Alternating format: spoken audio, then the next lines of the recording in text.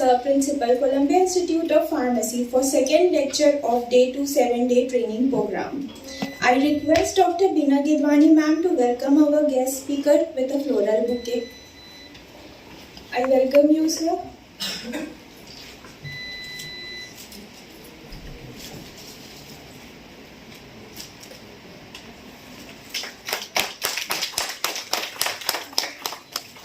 Let me take a proud privilege to introduce the eminent speaker to our audience. Professor Amit Roy sir is presently working as Principal, Columbia Institute of Pharmacy, Raipur, Chhattisgarh. Sir has done his B.Pharm, M.Pharm from Dr. H.S. Gaur University, Sagar and PhD from Pandit Ravi Shankar Shukla University, Raipur. Sir has more than 32 years of teaching experience. Sir has supervised 6 PhD, 20 postgraduate and 20 undergraduate students. Adding to his credit, Sir has several research projects, 180 research and review publications in national and international journal of repute. Sir has several national and international book publications. Sir is life member of various professional organizations like APTI, IPGA and IPA. With these words, I request Sir to deliver his deliberation. Please, sir.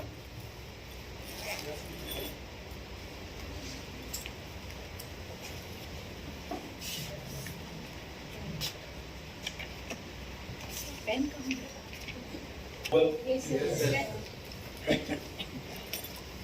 So I have come to know that you people have come from far off places. I have been given an opportunity and thank the coordinating committee for scouting program.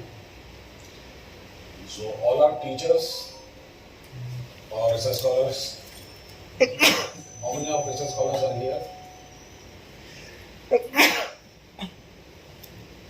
As well as teachers? Yes, sir. Fine. So I'll be dealing with a very simple technique, analytical technique. You might be thinking that why I'm talking about TLC. So I think all of you have done TLC. Yes. What was your experience?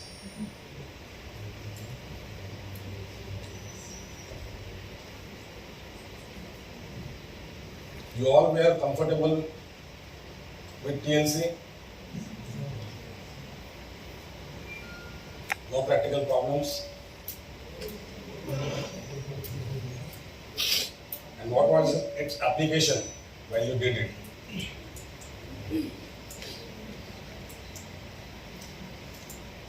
Okay, forget it.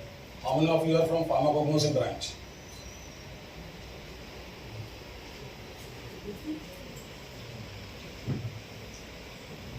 Only one. See, my specialization is in pharmacognosy. My PhD was in pharmacognosy and I performed TLC very vigorously. To tell you a fact, I used to prepare, while my PhD, 400 plates every day for 6 continuous months. And I did everything, that is from isolation to extraction to number of studies through TLC. So it has become my very favorite subject and I see to it that all my PhD scholars, M.Pharm scholars, they deal with TLC for their research projects.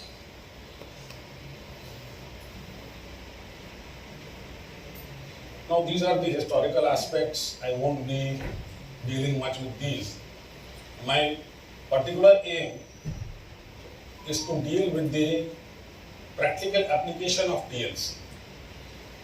For your benefit, these are the historical aspects, the overview on which I won't be dwelling much. These are the different ways by which TLC works. You know what is TLC? Yes. It came after paper chromatography. मैंने अभी आप लोगों को chromatography के बारे में ज़्यादा कुछ नहीं बताऊंगा, है ना, आप लोगों को सबको मालूम है व्हाट इज टोपोग्राफी और आप लोग उसको यूज करते भी हैं, है ना। बेसिक टीएलसी का प्रिंसिपल क्या है, why do we use TLC. देखिए कोई भी एचपीएलसी यूज करता है या एचपीटीएलसी यूज करता है, सब लोगों ने यूज किया है HPLC HPTLC. How many of you have used? Few. बाकी कौन से ब्रांच के हैं? Pharmaceutics, pharmaceutical chemistry, pharmaceutical chemistry से कितने लोग? And you even used synthesis किया है ना आप लोगों ने? आपने कभी टीएलसी यूज नहीं किया? काय के लिए यूज किया है? कि आपका जो रिएक्शन है ना, तो उस टीएलसी में सबसे इंपॉर्टेंट चीज क्या होती है? What is the most important thing in TLC? Well, pardon, see my discourse will be interactive. मैं आप लोगों के साथ क्वेश्चन आंसर करूंगा। There is a solvent system, isn't it? तो आप लोगों ने सॉल्वेंट सिस्टम डेवलप करने के लिए डिफिकल्टी महसूस की होगी कि नहीं की? किया है? कितने लोगों ने किया है? किया है ना? तो मैं उसके बारे में भी बोलना चाहूंगा। मैं यहाँ पे जो प्रैक्टिकल एस्पेक्ट्स है ना, उस पर ज्यादा नहीं बोलूंगा, और चूंकि आप लोगों के समझ में आएगा तो इसलिए मैं बहुत ज्यादा अंग्रेजी में नहीं बोलूंगा, हिंदी इंग्लिश मिक्स करके बोलूंगा। Is it suitable for you? Yes. Will be comfortable with me? Yes. Fine.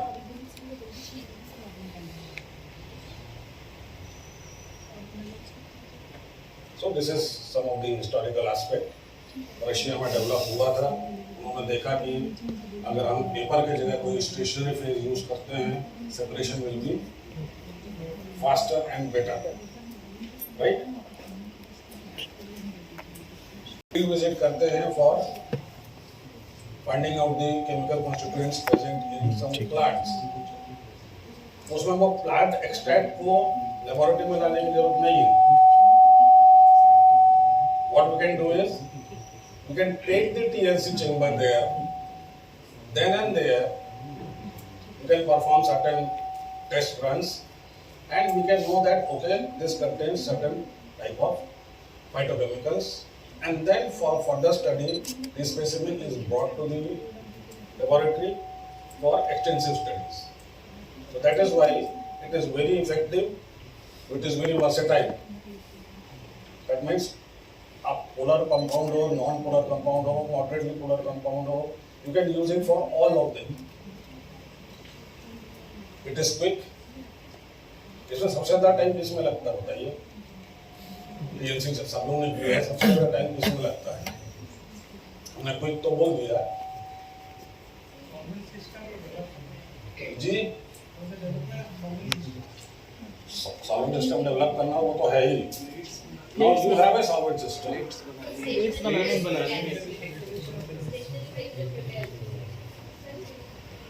जब आप TLC कर रहे हैं, आपके पास स्टेशनरी फेज है, आपके पास सॉल्वेंट सिस्टम है, फिर इंपॉर्टेंट चीज क्या है?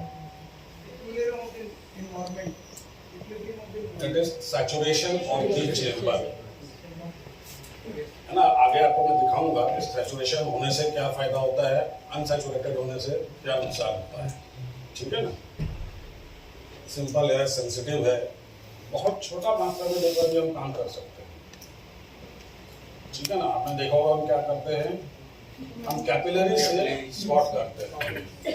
ठीक है ना, कैपिलरी में कितना रहता है, एक छोटा स्पॉट डालते हैं हम कैपिलरी से, है ना। तो in microgram quantities also we can detect our compound and we can also separate the compounds. The beauty of it is we can know that how many components are there in that particular extract or when you are doing your reactions, isn't it? Adaptable. Now इसके बारे में मैं थोड़ा सा detail में discuss करूंगा आगे आने वाले स्लाइड्स में। अडेप्टेबिलिटी क्या है? 2 डायमेंशनल कर सकते हैं, 3 डायमेंशनल भी कर सकते हैं for proper separation of the components. easily extended to preparative stage. Now this is my very favorite aspect because I worked on 6 plants. I had isolated more than 70 compounds in their pure form during my PhD, and all were from preparative TLC. Though I performed say test with the column से भी separation किया था, पर इसमें जिस प्रकार का separation होता है वैसा सेपरेशन आपको कॉलम में बहुत मुश्किल से मिलता है. It takes lots of time. मेरे पास जो कॉलम थे वो 3 मीटर हाइट के थे व्हाइल डूइंग माय पीएचडी. छोटे मोटे कॉलम नहीं थे. But preparative TLC was more effective and more useful. Secondly, direct bioautographic tests. It is very important aspect of TLC. Direct bioautographic test में क्या होता है? हम डायरेक्टली प्लेट के ऊपर ही एंटीबैक्टीरियल, एंटीफंगल एक्टिविटी डिटरमाइन कर सकते हैं. That is very important aspect. हम उस प्लेट के ऊपर ही DPPH radical scavenging activity determine कर सकते हैं. हमको अलग से और कोई मशीनरी की आवश्यकता नहीं है. I will show you the examples. So this is preparative TLC. क्या होता है? एक बैंड के रूप में ऊपर जाता है. आप लोग इसको फोटो लेने की जरूरत नहीं है. जरूरत पड़ेगा तो मैं आपको पूरा प्रेजेंटेशन दे दूंगा. That will be helpful for you. है ना? अभी आप इस पे क्वेश्चन आंसर भी होगा तो आप मेरे से पूछ सकते हैं कि कैसे किया गया है. Okay? So you see the point, what we are doing and what I used to do. See, in books, at times it is not written, but when you do the practical again and again, you get the actual know-how. हम क्या करते हैं?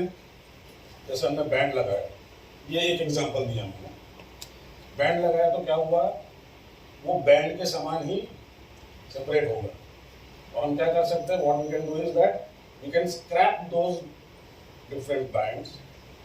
Now इसमें drawback क्या है? ये पहले वाले में what needs to be done, मैं इसको जानबूझ के डाला हूं.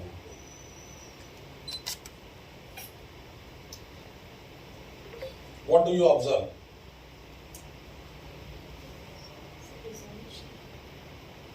आप में से किसी को कोई शंका है इसमें?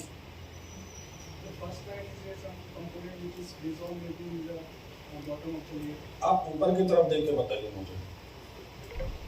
वो तो हमने एक बैंड लगाया है. आप यहाँ पे ये देख रहे हैं कि ऊपर के 2 बैंड जो हैं वो ओवरलैपिंग है. Am I correct? So what needs to be done is आपको इस सॉल्वेंट सिस्टम को थोड़ा सा और मॉडिफाई करना पड़ेगा, राइट? तभी तो हमारा ऑब्जेक्टिव सॉल्व होगा ना. हमारा ऑब्जेक्टिव क्या है? प्योर कंपाउंड को हम आइसोलेट करें, है ना? कैसे करें हम? जब ये बैंड्स बन जाते हैं, दूसरे वाले में देखिए आप, the spots are distinctly separate. उनके RF वैल्यूज में काफी सिग्निफिकेंट अंतर है. Any question? You are getting the point? Yes, sir. So in this case, what we can do is that we can scrap it. Scrap करके हम उसको solvent में dissolve कर लेंगे, फिल्टर कर लेंगे, we will get the pure compound. So this is the beauty of preparative TLC. This is the beauty of preparative TLC. You can use it in pharmacognosy, you can even use it in chemistry. जब आप देख रहे हैं कि there are number of, आप जब कोई भी एनालिसिस वो करते हैं, सिंथेसिस करते हैं, इंटरमीडिएटरी कंपाउंड्स भी बनते हैं. At times you have to characterize it, isn't it? कि कौन कौन से इंटरमीडिएटरी कंपाउंड्स बने हैं. और उसका स्ट्रक्चर क्या है या उसका कैरेक्टरिस्टिक्स क्या है, तो उसको भी आप इजीली यहाँ पर थ्रू प्रिपरेटिव टीएलसी सेपरेट कर सकते हैं। प्रिपरेटिव टीएलसी में क्या है, ये प्लेट लेबोरेटरी में बनाना थोड़ा मुश्किल है क्योंकि ये एग्जैक्ट थिकनेस का होना चाहिए। प्रिपरेटिव टीएलसी के प्लेट्स मार्केट में अवेलेबल हैं, स्पेशली मर्क के। ओके, उनकी थिकनेस बिल्कुल परफेक्ट रहती है। हम जब टीएलसी बनाते हैं प्लेट्स अपने यहाँ पे लेबोरेटरी में, उनकी थिकनेस बहुत कम रहती है, उसमें स्क्रैप करना मुश्किल होता है।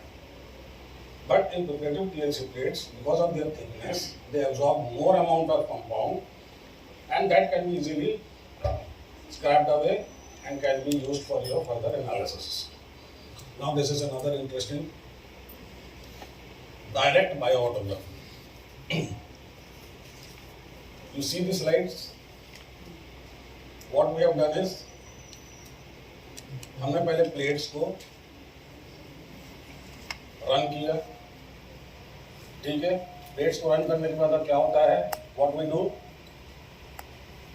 नंबर ऑफ प्लेट्स हम रन करते हैं, ये मैंने किया हुआ है। उसके ऊपर हम मीडिया स्प्रे कर देंगे। ओके, मीडिया स्प्रे करने के बाद थोड़ा सा ड्राई करके उसके ऊपर हम जो बैक्टीरियल स्ट्रेन है उसको स्प्रे करते हैं, and then we put it for incubation. Bacterial strain है या फंगल स्ट्रेन है, then we put it for incubation. After a few days of incubation हमको जो इनहिबिशन जोन्स है वो दिखेंगे, ठीक है। तो हमें ये पता चल जाएगा कि उतने सारे कंपाउंड्स में कौन सा ऐसा कंपाउंड है जिसमें एंटीबैक्टीरियल या एंटी फंगल एक्टिविटी अवेलेबल है। तो आप देख रहे हैं किस प्रकार से इसका एप्लीकेशन है। ये एप्लीकेशन आप लोगों ने देखा है, किसी ने भी देखा है? Raise your hand. So this is very wonderful application. So easy. आपको ना प्लेट में कुछ करना है ना कुछ करना है, आपने सीधा अपना टीएलसी प्लेट लिया, उसमें आपने स्प्रे किया स्ट्रेन को, आपने उसको इंक्यूबेशन के लिए डाल दिया, आपको इनहिबिशन जोन मिल गया। और जो इनहिबिशन जोन मिला है उस पर्टिकुलर कंपाउंड को फिर आप नेक्स्ट ट्रायल में आइसोलेट कर लीजिए, उसको कैरेक्टराइज कर लीजिए। So simple.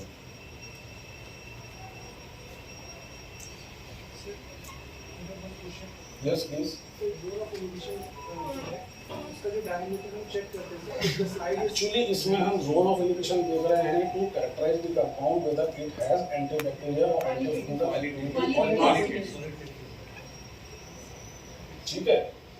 मतलब ये आपको फिर डिसाइड करना है बाद में कि ये पर्टिकुलर कंपाउंड को हम आइसोलेट करके उसको फर्दर स्टडी के लिए लेकर जाते हैं। हम कई बार क्या करते हैं, हवा में हाथ पाँव मारते हैं कि उठा के सारे कंपाउंड्स को अपन एंटीबैक्टीरियल एक्टिविटी के लिए डाल दिया, और सब में नहीं है, खाली 2 कंपाउंड में है। फिर आप तो यहाँ पे प्रिलिमिनरी डिटरमिनेशन कर रहे हैं कि इसमें एक्टिविटी है या नहीं है, उसमें एंटीफंगल एक्टिविटी है या नहीं है, एंटीमाइक्रोबियल एक्टिविटी है नहीं है। You get clear? हाँ भाई, ये 3 कंपाउंड हैं या ये 2 कंपाउंड हैं that show distinct antimicrobial antifungal activity. Now isolate that compound, do your further studies with standard drugs. अब तो अल्टीमेटली उसको स्टैंडर्ड ड्रग के साथ करेंगे ही, ठीक है ना। I am talking about the application level of TLC that is not very much known by number of people. Now this is for DPPH radical scavenging activity. Very simple. यह आप लोगों को गूगल में हर जगह पे मिल जाएगा, मैं कोई नया चीज नहीं बोल रहा हूँ, पढ़ के ही तो मैं research is what. Actually, I had one another presentation on research. अगर टाइम मिलेगा तो आधा 1 घंटे का, इस दिन उसको भी मैं डिस्कस कर लूँगा इन 7-8 दिनों में। However, इसमें क्या होता है, आपको स्पष्ट पता चलता है कि what are the different compounds that are showing distinct DPPH, radical scavenging activity. And once it is known, तो आपको क्या है कि पूरे एक्सट्रैक्ट को लेके हवा में हाथ पांव मारने की जरूरत नहीं है. What we will do is that we will directly take up that compound, do further studies with the other drugs. खास करके आप पॉजिटिव कंट्रोल लेते हैं, नेगेटिव कंट्रोल लेते हैं, है ना? And then you can determine that what is the significance of the activity of that particular compound in comparison to the standard drug, whether it is less or more. Now these are the applications of TLC. क्या आपको मालूम है? इसमें बहुत ज़्यादा मैं time नहीं लूँगा. इसमें भी हम पोलर नॉन पोलर कर लेते हैं, रिवर्स फेस भी हो जाता है. मतलब यूजुअली रिवर्स फेस जो है टीएलसी में हम कम करते हैं. हम टीएलसी में रिवर्स फेस तभी करते हैं जब हमको सॉल्वेंट सिस्टम इस्टेब्लिश करना होता है और गोइंग टू एचपीएलसी, क्योंकि एचपीएलसी के सॉल्वेंट जो है बहुत महंगे आते हैं. फिर डायरेक्टली आपको एक सॉल्वेंट सिस्टम डेवलप करने में पता चलेगा कि 10-15 हज़ार रुपये खर्चा हो गया. ठीक है ना? यहाँ पर 100, 200, 500 रुपये में आपको एक टेंटेटिव सॉल्वेंट सिस्टम आप डिटरमाइन कर सकते हैं. जब आपका टेंटेटिव सॉल्वेंट सिस्टम डिटरमाइन हो जाता है तो you can go directly to HPLC.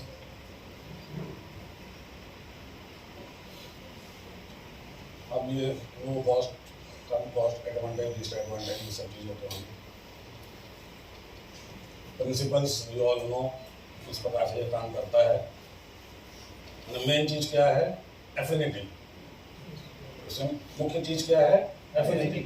Affinity towards the stationary phase और affinity towards the mobile face.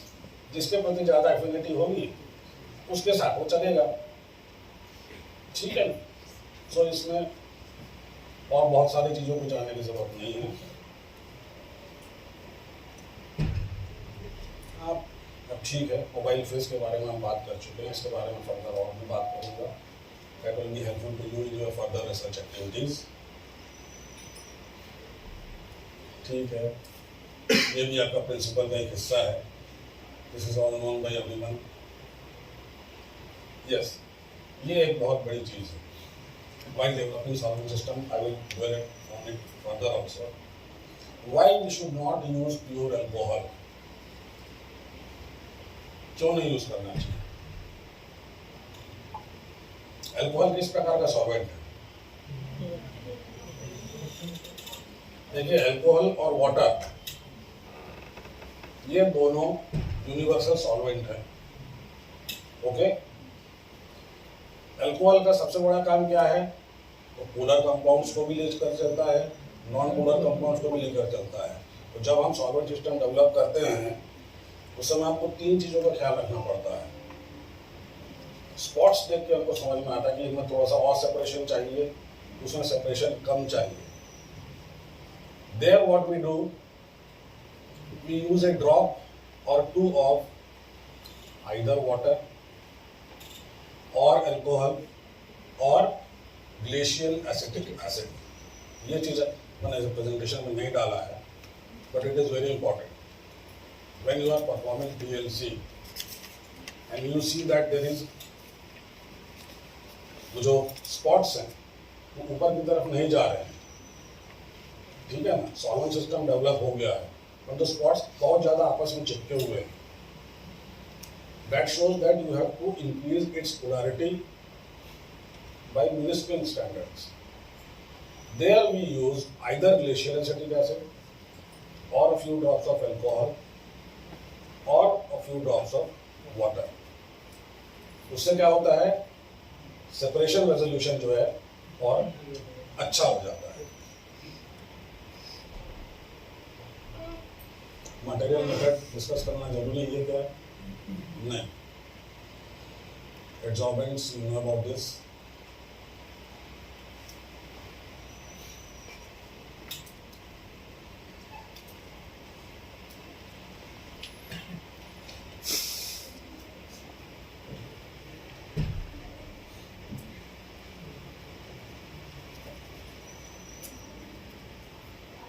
So these are the more commonly used resolvents.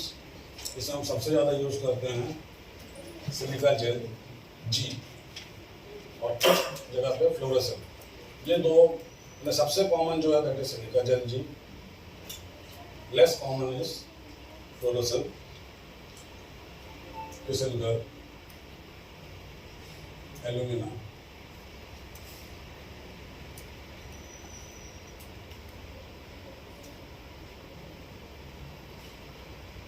इसके बारे में आपको बहुत अच्छे से मालूम है, ठीक है ना। जिस चीज़ के बारे में आप लोगों ने बहुत ज़्यादा स्टडी नहीं किया होगा या आपको मिला नहीं होगा, that I will be discussing. ये चीज़ बोलना चाहूँगा मैं यहाँ पे, there is no right solvent system and those who will be performing PLC in future, उसको आप लोग गांठ बांध के रख लीजिए। जो सॉल्वेंट सिस्टम रायपुर में काम करेगा वो सॉल्वेंट सिस्टम हो सकता है आपके शहर में काम ना करे। Do you know the reason? I have experienced it.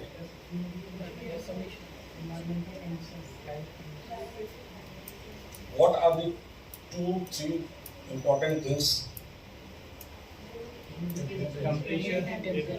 Temperature variation, fine. Second humidity, चलिए मान लिए। और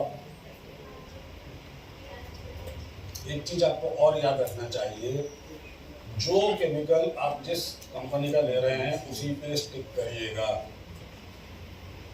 अगर आपने कंपनी चेंज कर दिया आपको फिर से काम करना पड़ेगा। और ये मेरा अनुभव है, आई have read not less than 5000 papers on TMC. मेरे पास 2 ट्रक भर के पेपर्स थे and what I saw is that not a single result is reproducible to 100%. It was reproducible to only some extent. Then we had to work on it again. एक हम idea लेते हैं, उसमें idea बनता है, चलो ठीक है हमने ये सॉल्वेंट सिस्टम इस्तेमाल किया, और एक सिंगल सॉल्वेंट सिस्टम तो कभी काम नहीं करता है। मतलब एक सिंगल सॉल्वेंट अगर आपने लिया है that will never work. Minimum 2 to 3 mixture of 2 to 3 solvents is important. And what are the most important solvents? इसमें एक चीज मैं आपको बोलूंगा, नेवर यूज क्लोरोफॉर्म। ये आपको शायद ही कोई बताएगा। Why not to use chloroform? Yes. Compound degraded होने के चांसेस रहते हैं। क्या होता है? Compound degradation. नहीं, प्रैक्टिकल जो डिफिकल्टी मैं आपको बता रहा हूँ। तो जोर से बोलो ना भाई। कलर कंपाउंड को रिजॉल्व करने नहीं, सबसे बड़ी प्रैक्टिकल डिफिकल्टी है it is not miscible with any of the solvents. उसकी डेंसिटी डिफरेंट रहती है तो मिक्सेबल होगा ही नहीं, तो आपको वो चीज नहीं मिल पाएगा। Okay, this you will not find in many books और एनी बुक। और बहुत सारे बुक में आपको क्लोरोफॉर्म यूज करके दिखेगा, वो कभी भी यूज नहीं होता है, यूज नहीं हो पाता है। एक तो क्लोरोफॉर्म की जो पोलैरिटी है ना बहुत वाइड है, उसकी पोलैरिटी बहुत ज्यादा वाइड है, तो characterisation becomes very difficult. What are the ideal solvents with which we should start with?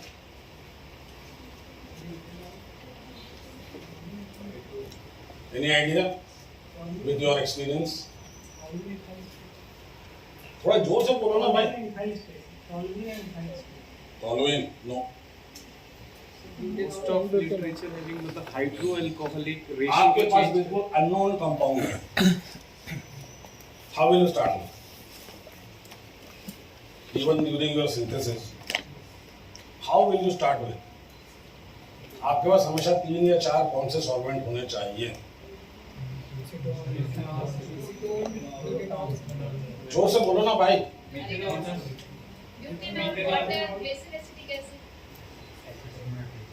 3 या 4 सॉल्वेंट आपके पास होना चाहिए with which you can start characterization of any compound. or any compound mixture. Hexane, ethanol. सबसे पहला कौन सा है? Petroleum ether Petroleum. और हेक्सेन. Exactly. ठीक. Never use acetone. Why? It vaporizes very fast. Never use acetone. You can have butanol with you. Ethyl acetate is the best thing. Yes, I Acetonitride. So this will give you variety of separation with their permutation and combination. And alcohol is must. और side में अलग से distilled water और glacial acetic acid रख दीजिए. जब आपको लगेगा कि नहीं मेरे को सेपरेशन को थोड़ा सा बढ़ाना है, you experiment with glacial acetic acid और वाटर. ओके, मैं उसको प्रेजेंटेशन में नहीं रखा हूँ, बट ये मैं अपने एक्सपीरियंस से बता रहा हूँ आप लोगों को. ठीक. आइडियल सॉल्वेंट कुछ नहीं होता है. हाँ, आइडियल सॉल्वेंट वो होता है जो दो स्पॉट के बीच में मैक्सिमम सिग्निफिकेंट आरएफ शो कर सके.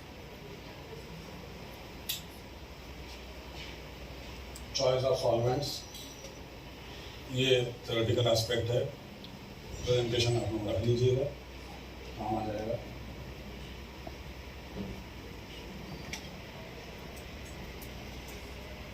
Yes, this is important. ये सीरीज आपको याद रखना बहुत जरूरी है. When you are dealing with known compounds और unknown compounds, this is very important. And the coming slide is also very important कि हमारा पोलैरिटी इंडेक्स कैसा होता है. ये देखिए, this table is also very important for every person who is dealing with TLC. इसी में से आपको देखना पड़ेगा कौन सा हमारे काम. Never use benzene. Benzene वैसे भी बैन हो गया है because it is very much carcinogenic in nature. Never use benzene.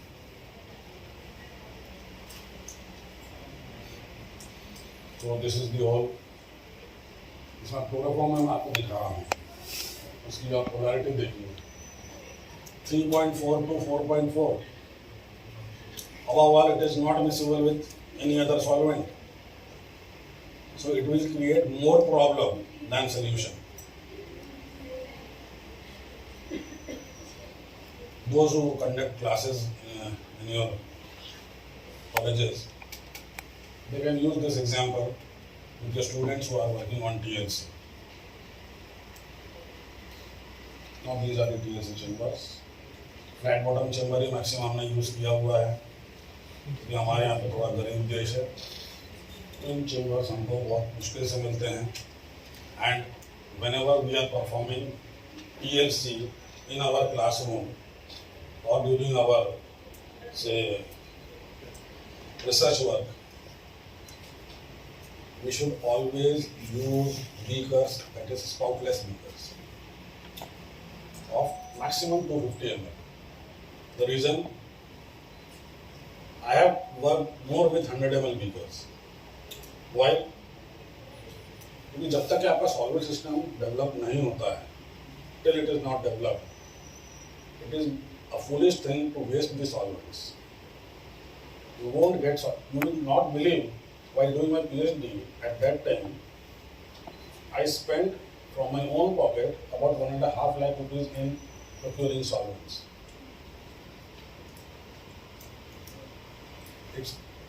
I'm talking about 10 to 12 years back, about 14 years back. उस समय का 1.5 लाख रुपए सोच लीजिए क्या होगा. तब मुझे सीख आई कि नहीं, हमको छोटे I spent on spoutless beakers, 100 to 50 ml, developed the solvent and then started my work.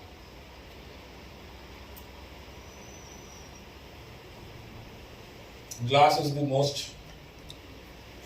common thing. You can get glasses of your own choice.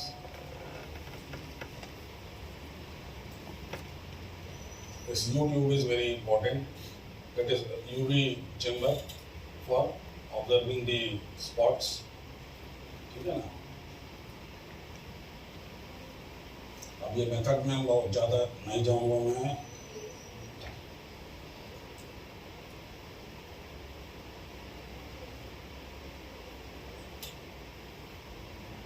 Yes, effect of saturation. This is what I was talking earlier. You see, tremendous improvement when the saturation is full. जितना ऊपर जाएगा उतना ज़्यादा separation होगा. अगर आपने properly saturate नहीं किया है तो solvent front will not move properly. This is the effect of saturation. Now spotting of TLC plates. This is what all of you know. Developing tank. These are the beakers. Migration, determination of RF values. ये सब आप लोगों को मालूम है, इसके बारे में बहुत ज़्यादा बताने की जरूरत नहीं है. क्या हो गया भाई? Visualizing the spots. Most common visualization जो है वो sunlight में होता है. Spots जो हैं they are very clear in sunlight. Sunlight में visualization नहीं हो पा रहा है, then what you do? You go to UV chamber. उसमें थोड़ा सा प्रॉब्लम हो रहा है. You go for iodine chamber. आप लोगों ने यूज किया है कि नहीं आयोडीन चेम्बर? हाँ, ये 3 सबसे कॉमन विजुअलाइजेशन मेथड्स हैं. Apart from that there are certain reagents that we use.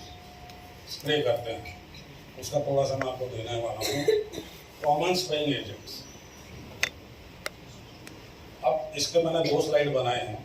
क्यों बता रहा हूँ वो भी. When you know that what type of compound is present, ठीक है, then you will be using exactly that particular spraying agent. Unknown के लिए मैं बता रहा हूँ मैं आपको. समझो पहले when you know that my compound has this particular compound, my mixture has this particular compound, I will be using this. Okay. Now when you do not know, it is an unknown mixture for you. These are the common agents. You can use them simultaneously, and when you get the detection after spraying that particular reagent, you will come to know that yes, this type of compound is present. आपको दोनों वाले slide में अंतर समझ में आया? मैंने इसीलिए दोनों रखा है. When you know and when you do not know. तो आपके पास ये कुछ कॉमन रिएजेंट होना जरूरी है. अच्छा, वहां पे मैंने एक चीज बोलना भूल गया हूँ. हमने एक बोला, फर्स्ट बोला what was that? Sunlight. Second UV chamber. Third iodine chamber. And fourth H2SO4 spray. That is destructive. That is destructive. वो क्या करेगा? पूरा 4 कर देगा, परंतु आपको बता देगा कि कितने स्पॉट है. Iodine chamber, UV chamber, UV मतलब sunlight, that are not destructive. But हम H2SO4 में स्प्रे कर दिया, दैट इज डिस्ट्रक्टिव. कंपाउंड वो खत्म हो गया, 4 हो गया. But will come to know that these many spots are there. Got it? Yes. ये another thing है. Measuring mobility, you know very well how it is done, why it is done. Improving resolution. अब ये very important कि आपने किस size का capillary लिया है. The size of capillary matters. Why? That देखिए हमने क्या कहा है टीएलसी में, वेरी स्मॉल अमाउंट। अगर आपने उसको ओवरलोड कर दिया है तो क्या होगा, रेजोल्यूशन आपको नहीं मिलेगा, won't get resolution. For a perfect resolution, at times what happened when we used to work, अगर कैलकुलेटर मोटी होती थी तो what we used to do, उसको बर्नर के ऊपर रखते थोड़ा सा दबा देते जिससे कि उसका मुंह का साइज छोटा हो जाए, समझे ना? That is what we used to do.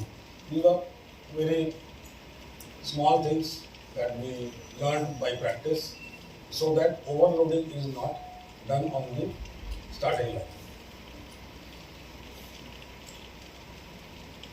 Determination of RF you know very well.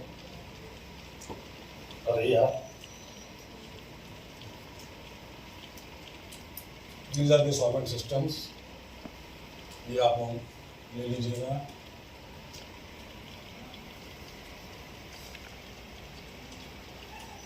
Now, troubleshooting TLC.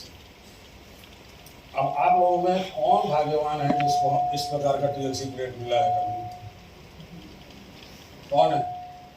In your undergraduation, post graduation और रिसर्च वर्क, किसी को मिला है इस प्रकार का TLC plate? I know you have got it. I will tell about it later on. He has got it. I have seen it. मिला है? कितनी खुशी होती है? बहुत ज़्यादा होती है ना? नहीं तो किस प्रकार के प्लेट मिलते हैं वो भी बता रहा हूँ।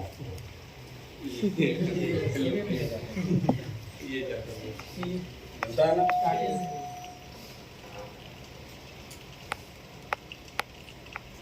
ऐसे भी प्लेट मिलते हैं। ये मैक्सिमम टाइम मिलता है ना? पहला वाला जो था that is rarest of area.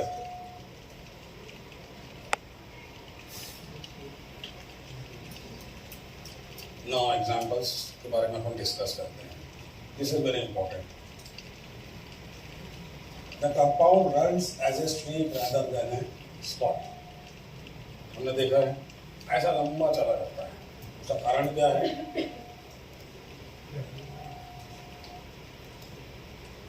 या तो आपने उसको ओवरलोड कर दिया है, either it is overloaded or it contains number of compounds that run together.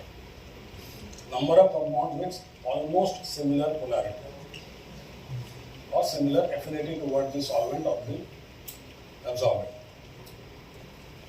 So at that time what you need to do? First you should see that it is not overloaded. Secondly, redesign your solvent system. It is fine tune your solvent system. Or there is one more thing. There you can use chloroform. Very important. आपका जिस solvent में पूरा mixture dissolve हो रहा है उसको partitioning करिए आप क्लोरोफॉर्म के साथ। Chloroform soluble fraction will be separated, chloroform insoluble fraction will be separated and then perform TLC. Got the point? Here chloroform helps. क्योंकि क्लोरोफॉर्म की पोलैरिटी आपने देखा 3.4 to 4.4 है, तो वो क्या करेगा? उतने चीजों को अपने साथ लेके चला जाएगा, बाकी दूसरे सॉल्वेंट पे रह जाएगा। दोनों को ड्राई करिए, उनकी TLC करिए, ये प्रॉब्लम विल बी सॉल्व। तो क्लोरोफॉर्म बिल्कुल ही बेकार है ऐसा नहीं है, समझे? क्लोरोफॉर्म का यूज है वो यहाँ पर है।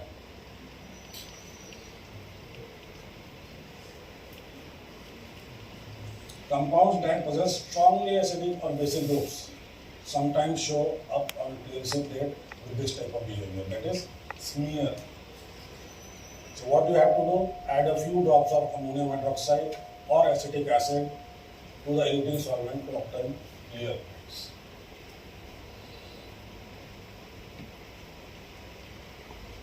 Runs as a downward crescent. ये आपने देखा है, अभी जो हमने आपको प्लेट्स दिखाए थे जैसे क्रिसेंट चलता है, क्रिसेंट मतलब चांद भी आ रहा है, ठीक है ना, परंतु वो डाउनवर्ड क्रिसेंट, ऐसा अपवर्ड क्रिसेंट नहीं।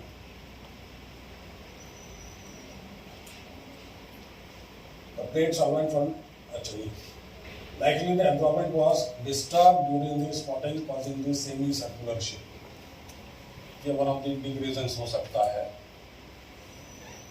क्योंकि देखिए स्पॉटिंग बहुत इंपॉर्टेंट चीज है। अगर आपने स्पॉटिंग करते समय कोई भी गलती की है, अच्छा दूसरी बात यह है कि जब हम स्पॉट करते हैं तो स्पॉटिंग लाइन कितना होना चाहिए?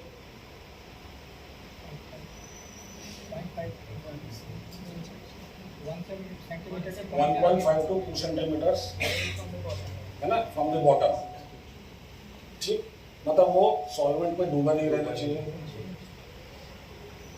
जो आपका स्पॉटिंग लाइन है। अगर वो डूबा रहा तो क्या होगा? कहानी खत्म, राइट।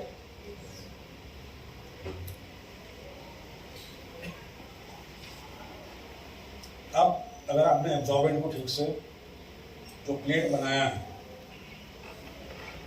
ठीक है ना, प्लेट में थिकनेस अनइवन है, इफ इट इज अनइवन और उसका एक्टिवेशन बराबर नहीं हुआ है, what is the optimum activation condition?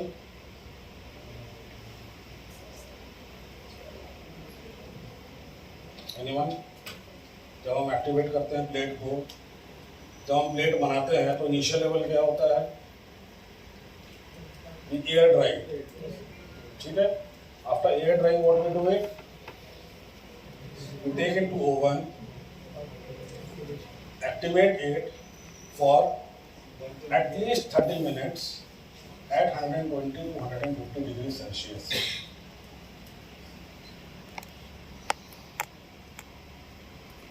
Right? So that वो totally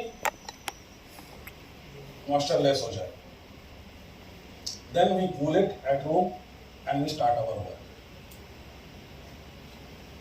Every time we are using the plates, it should be ensured that there is little or no moisture on the plate. If at all there is moisture on the plates will not run properly. At times what we will see is that while running the plate, the layer of silica gel falls down in the solvent. That is due to either it had moisture or it was not properly prepared and the thickness was uneven. अब कई बार accidental भी होता है, बहुत बार क्या करते हैं, मैंने भी किया है गलती से, स्पॉट्स को नंबरिंग पेन से किया है। करते हैं हम लोग, कभी कभी किए हैं स्टार्टिंग में, तब समझ में आया कि गलती की है, क्योंकि वो भी रन करेगा, ठीक है ना। So what is the best method? Use A pencil और बेटर। आप कैपिलरी से ही वहाँ पे ABCD करेंगे, एज सिंपल एज दैट। उसमें आप कोई भी एक्सटर्नल चीज मत घुसाइए। स्पॉट डजंट मूव, इसके बहुत सारे कारण हैं।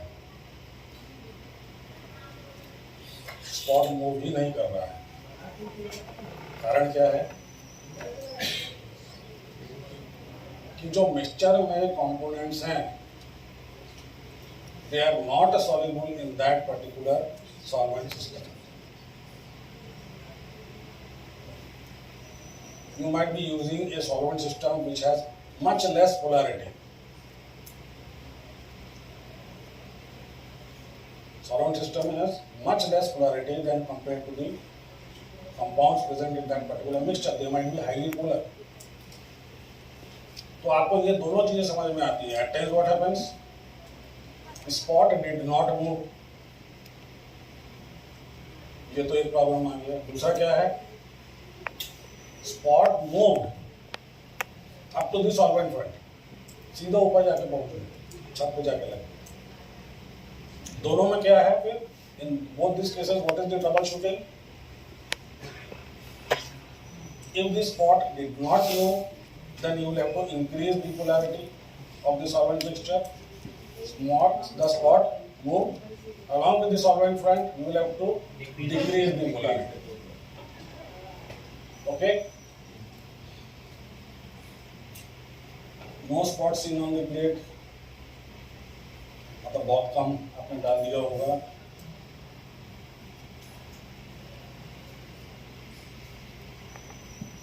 Conclusion is that जो हम already we have discussed everything. It is a simple method. It should be used extensively. When you are using HPLC, HPLC, or even for that matter chromatography, what will happen? It is very cheap to develop a solvent system and give you an idea of the characteristics of the compounds present in that particular mixture.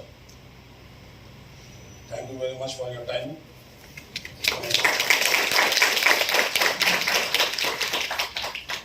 Any questions? Amoli, please. Sir, I have read somewhere that we use TLC for the screening of drug overdosing also. So, Pardon? sir, I have read somewhere that we use TLC for screening of drug overdosing. हाँ certainly. Drug overdose नहीं, आपको क्या है कि जो उसका biological sample है, biological sample में आप quantitative analysis plus qualitative analysis भी कर सकते हैं इसमें, and then you will come to know that whether it was drug over using और नॉट. क्योंकि जब आप ड्रग ओवर यूज किए हैं, what will happen, more amount of the drug will be present in the biological sample, there you will need biological sample. ठीक, that gives you okay, this much drug is present, and then through HPLC हम उसका exact quantitative analysis कर सकते हैं. Okay, मतलब यहाँ पे I have discussed only about pharmacochemistry and to some extent आपका pharmaceutical chemistry part, but TLC can be used anywhere where you have to determine compounds of a mixture. Okay. Anything else? Sir reaction monitor करने के लिए generally prefer मतलब chloroform methanol का solvent system जो mixture use करने के लिए बोलते हैं. तो जैसे आपने बताया कि मतलब मेरे को रिवाइज करवाना था कि क्लोरोफॉर्म का हम क्यों जनरली यूज़ नहीं करते हैं. क्लोरोफॉर्म का इसलिए यूज नहीं करते बेटा क्योंकि chloroform is not miscible with any other solvent. वो दो डिस्टिंक्ट लेयर बनाता है. दो डिस्टिंक्ट लेयर बनाता है तो इसका मतलब क्या होता है कि हमको मिक्सचर का जो प्रॉपर्टी चाहिए वो नहीं मिल पाएगा. समझ में आया ना? हमको जो मिक्सचर की प्रॉपर्टी है वो नहीं मिल पाएगी. आप क्लोरोफॉर्म अलोन यूज कर सकते हैं, बट नॉट क्लोरोफॉर्म का सबसे अच्छा यूज मैंने कहाँ बताया, जहाँ पर इनको सेपरेशन कर रहे हैं. That is the best use of chloroform. Otherwise मैंने आपको ये बताया ना, I have read not less than 5000 papers and I have seen that no result can be reproducible with the help of chloroform. That is why I am mentioning this. Even during extraction procedure, we should not use chloroform. क्या होता है? Chloroform heavy होता है, thimble को ऊपर फेंक देता है, isn't it? उससे अच्छा आप use ethyl acetate. You can replace chloroform with ethyl acetate. That is very good mixture with ethanol or ethanol. Any other question, please? दो कंपनी की अलग अलग सॉल्वेंट्स रहते हैं, दो बड़ी कंपनी चैलेंजिंग चैलेंज, इसीलिए you should never use solvent system or solvent from two different companies. You stick to one company. अगर आप you have started with Merck, stick to Merck. If you have started with Loba Chemicals, stick to Loba Chemicals. There is slight difference, and this is very sensitive technique. थोड़ा सा भी difference आ जाता है ना polarity में, your result changes. Because I have seen when I was doing my PhD here in Raipur, I spent about 3 months doing TLC from 9 in the morning to 9 at night. I thought that I had developed the solvent system. Then I went to Kharman, where I was serving as a principal. I started doing the work again. I could not reproduce the result. I had to work again.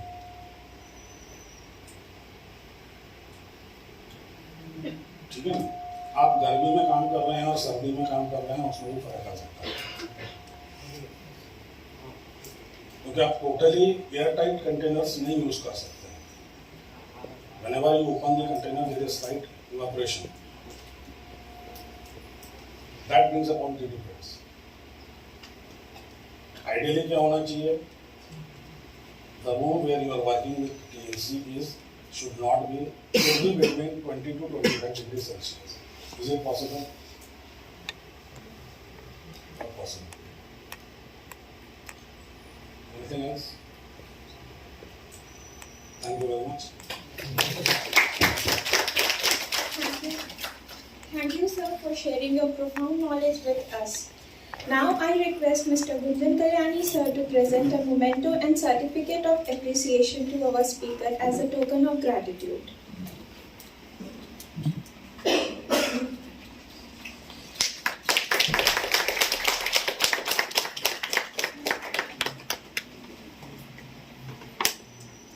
Participants are now advised to proceed for lunch. We will meet at 2 p.m. for workshop demonstration at machine room.